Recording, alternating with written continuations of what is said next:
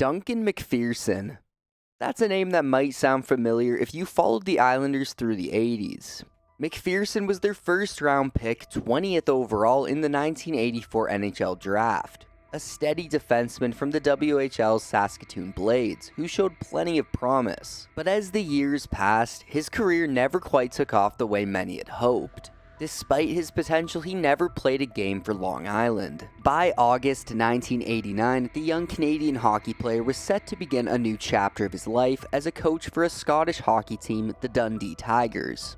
But Duncan would never make it to Scotland. What followed was a mystery that spanned decades, continents, and countless theories, ranging from amnesia to CIA espionage. The truth, however, would prove far more shocking than anyone could have imagined. This is the tragic story of Duncan Macpherson, a hockey player who went missing for 14 years. Duncan Macpherson was born on February 3, 1966 to Linda and Bob Macpherson in Saskatoon, Canada. A gifted hockey player from a young age, he made a name for himself with the Saskatoon Blades before being drafted 20th overall by the New York Islanders in 1984. It's a familiar story in hockey, a talented junior player who for one reason or another just can't take that final step to the NHL. For Duncan Macpherson, that leap never materialized. From 1984 to 1989, his career was hampered by injuries and the challenge of competing against stronger and more skilled opponents. As a result, he spent his entire professional career in the American Hockey League with the Springfield Indians, before playing his final season in 1989 with the Indianapolis Ice of the IHL. Shortly after the Islanders terminated his contract, he made the difficult decision to hang up his skates for good. Even though his playing days ended earlier than expected, Macpherson wasn't ready to walk away from the game. If he couldn't make his mark on the ice,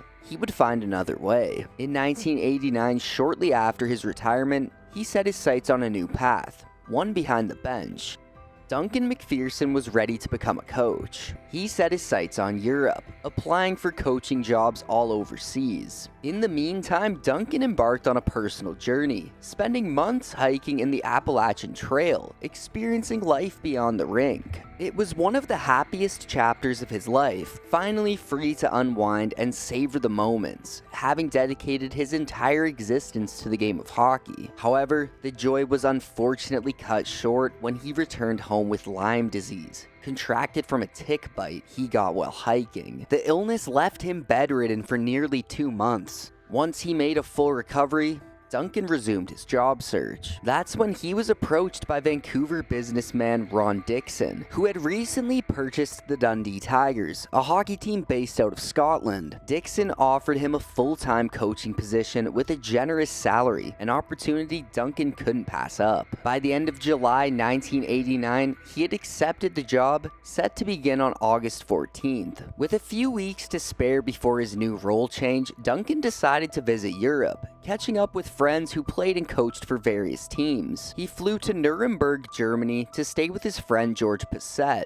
before borrowing George's car, a red Opel Corsa, to embark on a road trip through Germany, Austria, and possibly Italy. He was due to return the car by August 11th, as his flight to Dundee was scheduled for August 12th. But Duncan never made that flight. When August 14th arrived and Duncan's mother hadn't heard from him, she assumed he was just busy settling in. But when his new boss, Ron Dixon, called later that day to ask if she knew where Duncan was, panic set in. Her son had never shown up for work. Knowing that Duncan would never abandon such an opportunity, his parents immediately filed a missing persons report with the Royal Canadian Mounted Police. Determined not to wait for authorities to act, they flew to Germany to retrace Duncan's steps. Their first stop was at George Passeut's house, where they learned that Duncan had never returned the borrowed car. George had already attempted to file a missing persons report, but German police dismissed his concerns, suggesting that Duncan had likely ran off with a wealthy Italian woman. But his parents knew better. Duncan was in a committed relationship and his girlfriend was set to move in with him in Scotland. Following the few leads they had, Duncan's parents traveled to Fussin, where he had stayed briefly with another friend, Roger Kortko. Roger revealed that Duncan had planned to visit Austria and possibly head to Bolzano or Lake Garden in Italy before returning to Nuremberg. With this information, they mapped out his likely route, which led straight through Innsbruck, Austria. The Innsbruck area, known for its stunning mountains and ski resorts, was a logical stop for Duncan. Linda couldn't shake that feeling. Her son would have loved this place. He must still be here. Clinging to that mother's intuition, they began their search. With each winding mountain road they passed, an uneasy thought loomed. Had Duncan lost control and veered off the edge? Mile after mile, they stopped at every sharp bend, peering over steep cliffs, searching for any sign of a wrecked car below. But the valleys remained empty, the roadsides silent. When that led nowhere, they turned to the lakes.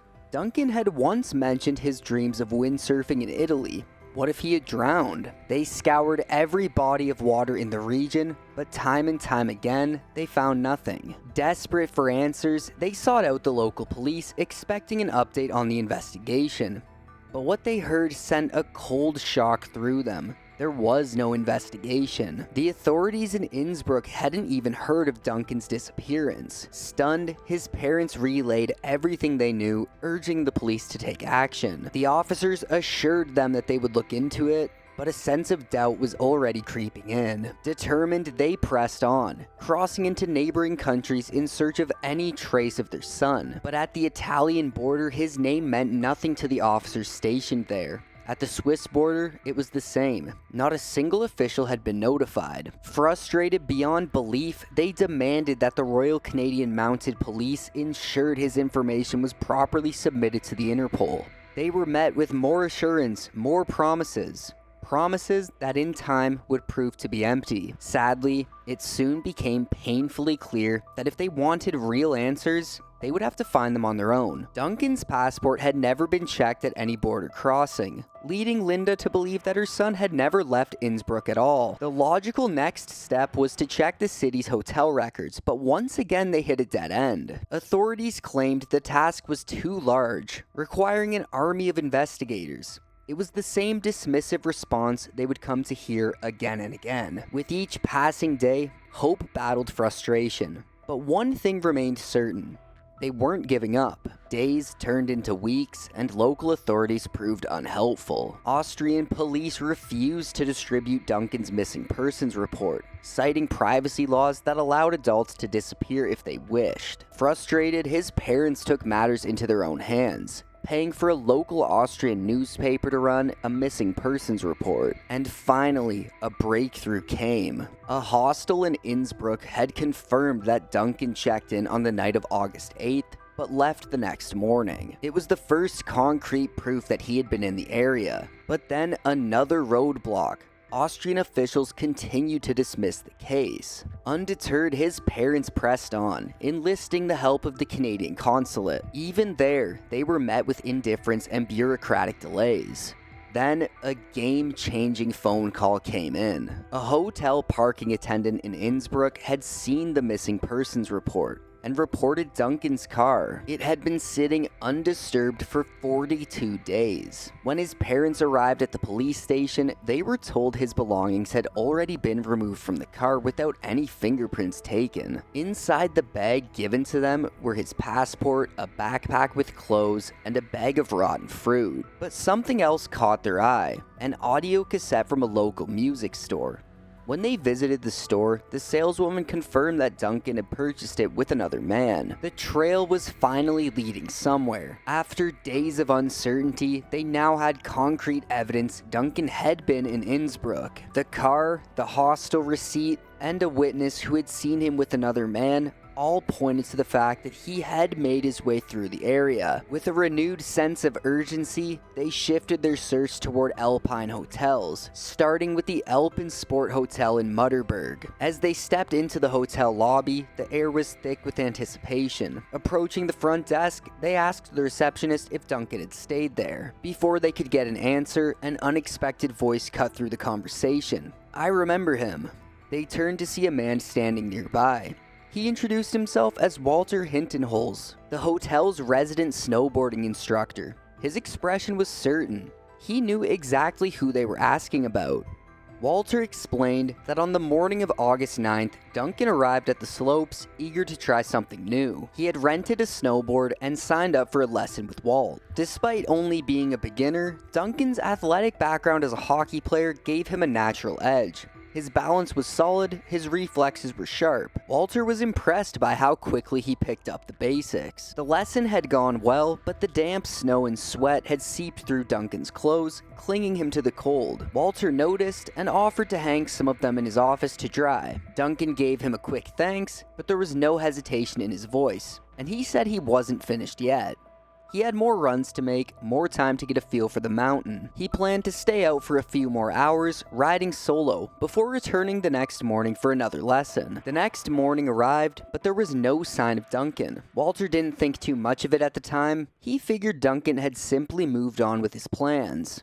But as weeks passed and the clothes Duncan had left behind remained unclaimed, Walter finally took them home to his apartment. Walter's testimony filled in an important gap in the timeline, but it also raised another pressing question, one that could change the entire course of the search. Had Duncan's snowboard been returned to the rental shop? If it hadn't, it likely meant that he vanished while still on the slopes. And if that was the case, he could still be out there somewhere. Duncan's parents made their way to the rental shop, their hearts heavy with desperation. Every lead, every conversation felt like a step closer or further from the truth. Stepping inside, they approached the counter, asking to see the rental records from August, hoping for any trace of their missing son. The employee behind the desk stiffened. Her hands trembled as she exchanged a nervous glance with her manager, who wasted no time stepping in. With a practiced calm, he explained that the shop had recently switched systems. Conveniently and unfortunately, the records from August had already been discarded. But then, almost as if he was trying to placate them, he added with certainty he remembered the snowboard being returned. It was an answer, but not the one they needed. Without records, without proof, they were left chasing shadows. And time was running out. Soon winter's snowfall would blanket everything, burying the truth beneath layers of ice and silence. But just when it seemed like their search was reaching another dead end, an unexpected lifeline appeared. One that would come from across the Atlantic. A compassionate Canadian businessman, moved by the couple's struggle, stepped in with an offer they couldn't refuse. He arranged, at no cost to them, for one of the world's most elite search and rescue teams to fly to Austria. Equipped with cutting-edge technology, helicopters, and highly trained tracking dogs, this team had a reputation for solving the most challenging cases. For Duncan's parents, it felt like the break they had been waiting for. But behind the scenes, forces were still working against them. By protocol, the search team had to rely on official information from the Austrian police. It was a frustrating reality. Duncan's parents were the only ones actively searching. Yet they were still being sidelined. So they swallowed their frustration and put their trust in the team, hoping for a real chance to find their son. Well, the Austrian authorities had no real interest in helping. Instead of guiding the team toward promising leads, the police deliberately sent them searching in all the wrong places. It wouldn't be until years later, when Linda uncovered diplomatic cables, that the full truth came to light. Even in those early days, the police had already settled on their theory. Duncan had simply fallen into a crevasse and died. To them, there was no mystery to solve. Winter on the glacier was a treacherous time. Crevasses hidden beneath delicate layers of snow and ice became invisible traps. One wrong step would send a person plunging 10, 30, even 100 feet into a cold, suffocating abyss. Yet when Duncan vanished, the Austrian authorities never warned his parents or the search and rescue team about this deadly risk.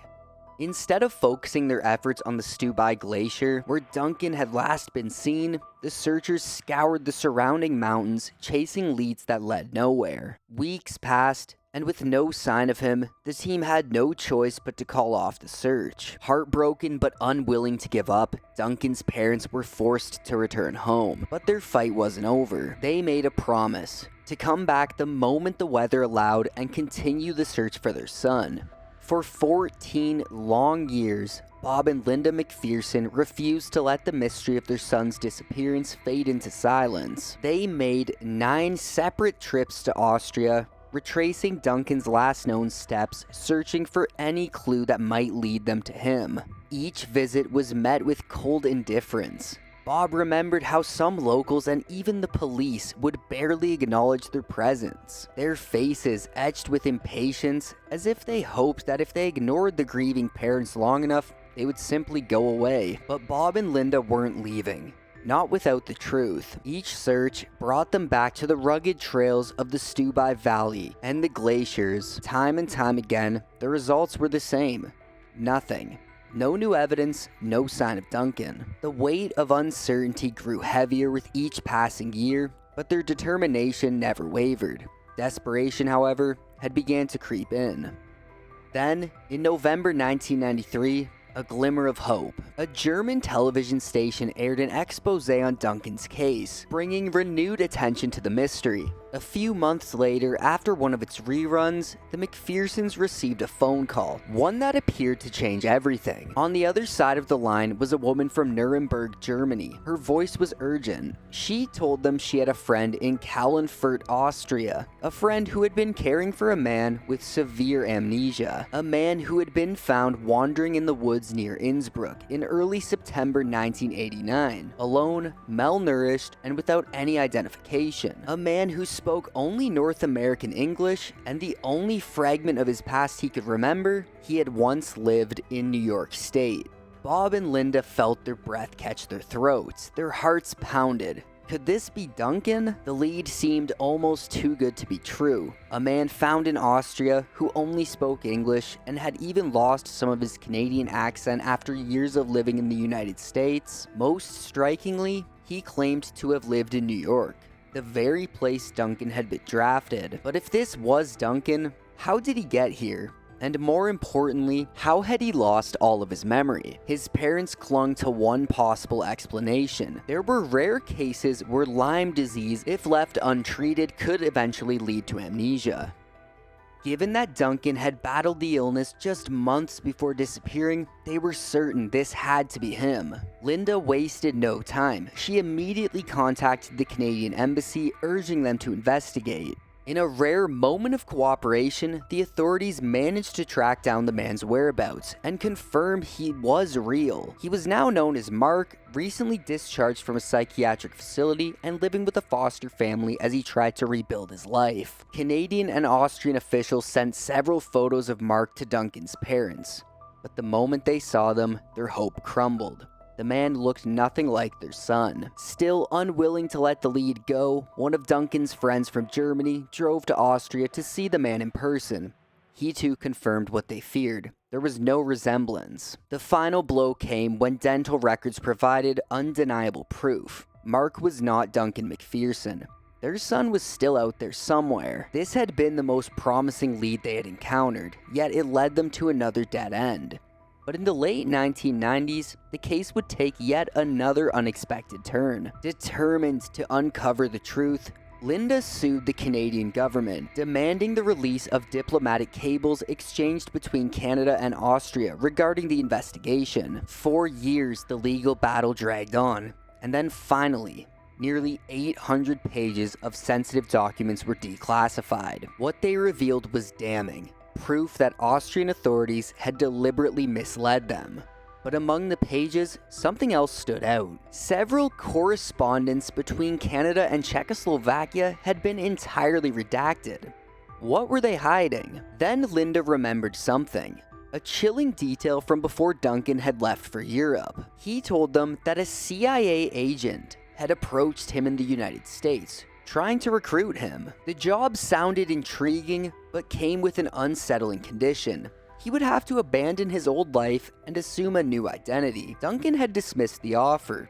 Or did he? During the Cold War, it was actually common for intelligence agencies to recruit foreign athletes, especially hockey players. Players like Duncan, who traveled internationally, had the perfect cover to slip into communist countries undetected. If he had been recruited, was it possible he had been caught spying in Czechoslovakia and imprisoned for espionage? Believe it or not, over the years there had been whispers. Witnesses claim to have seen Duncan in Moscow and other Eastern European cities. Had he accepted the CIA's offer but been captured before he could escape? Linda had to know. She sued the Canadian government once more, demanding full access to the redacted documents.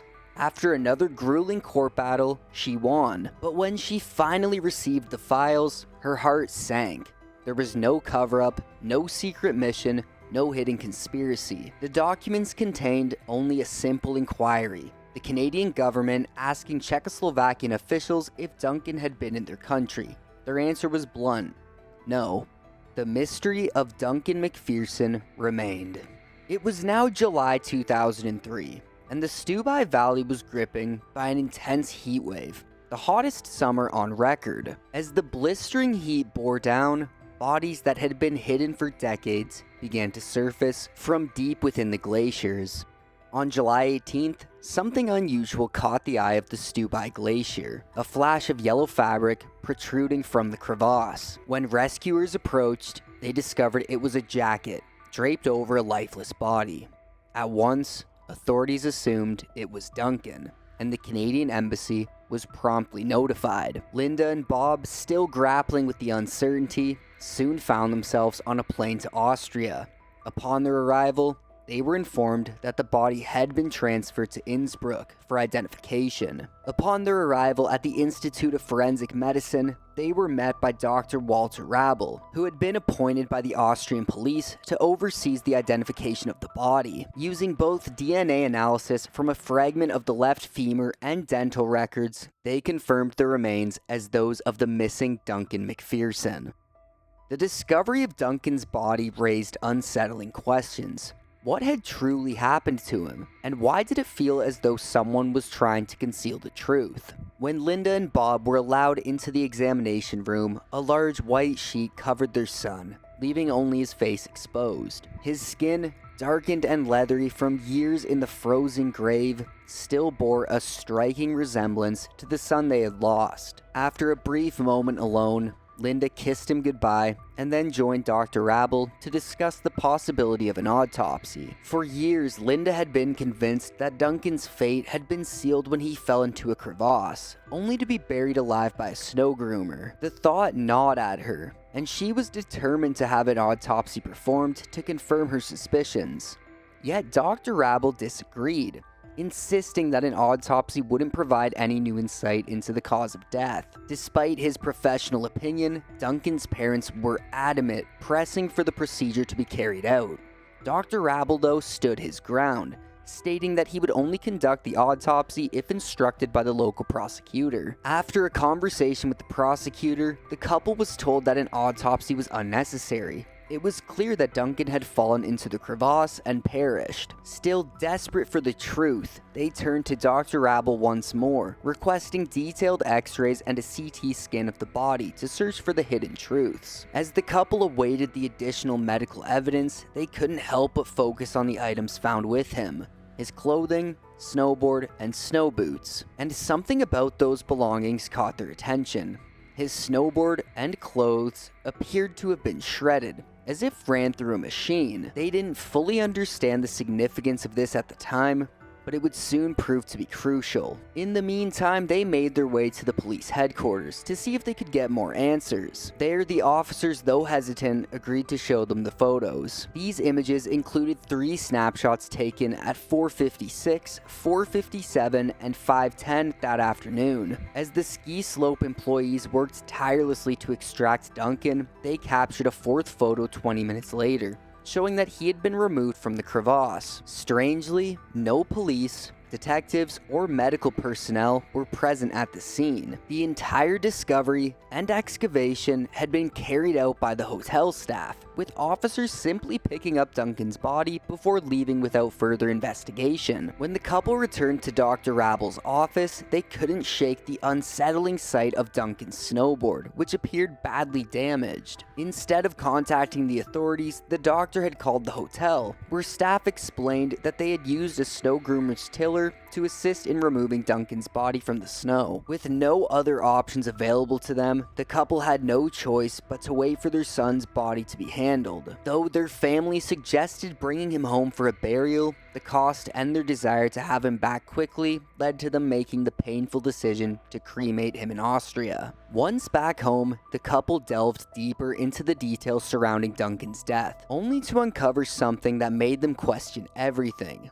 Something was terribly wrong. After returning to Canada, the couple sat down to go through the photos Dr. Rabel had handed them. But what they saw left them horrified. The extent of Duncan's injuries was beyond anything they could have imagined.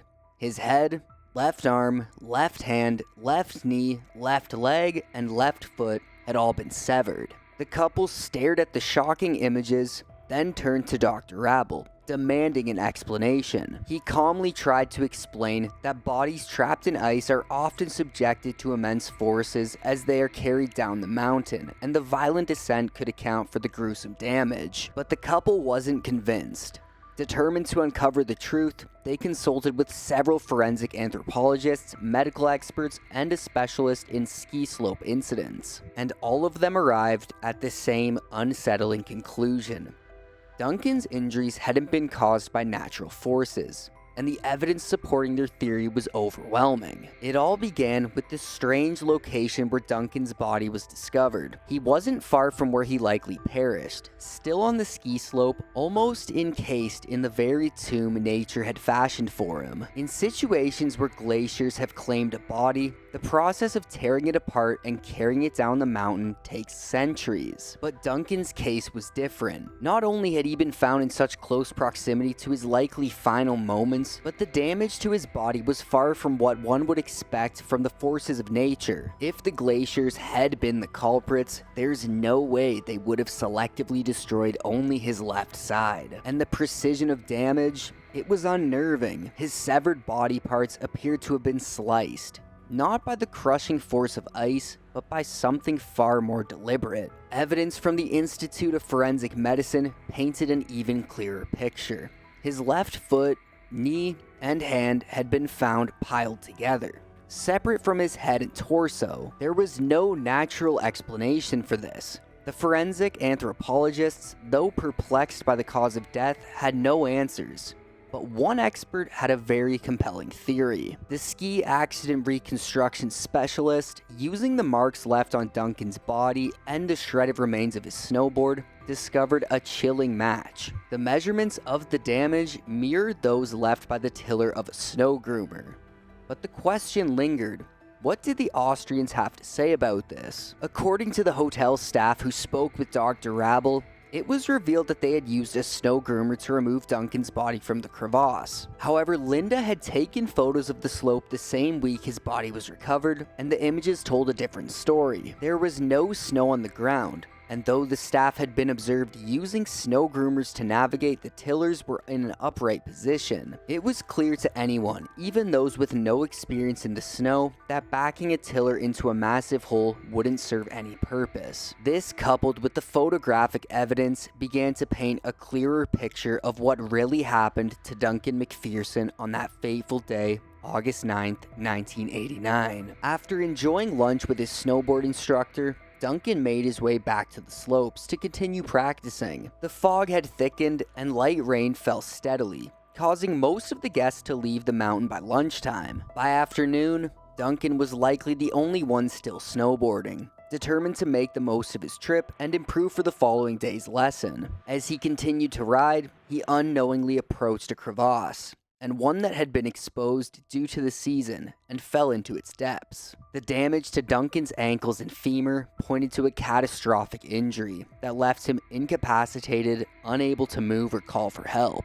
That afternoon, as most guests had already left the resort, a snow groomer made its way out to begin its work early. Whether Duncan was conscious in that moment remains uncertain.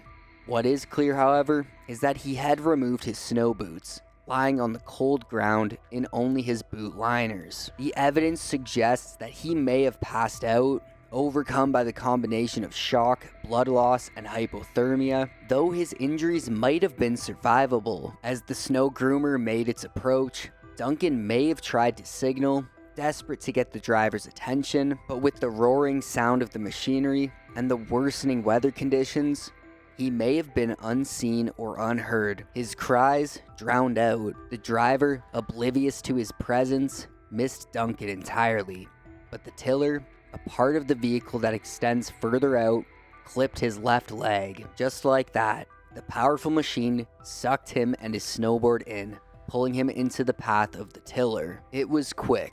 Within moments, Duncan was gone. The tiller likely spat the snowboard out, its impact against the snow groomer causing the driver to stop. What he found when he stepped out of the vehicle was nothing short of gruesome, a scene that no one could have prepared for. What happened next remains a mystery, but some speculate that the employee, perhaps fearing charges for negligent homicide or intoxication, acted alone in an attempt to cover up the tragedy. Others believe a conspiracy might have taken place between the resort staff, motivated by fear of repercussions or perhaps something darker.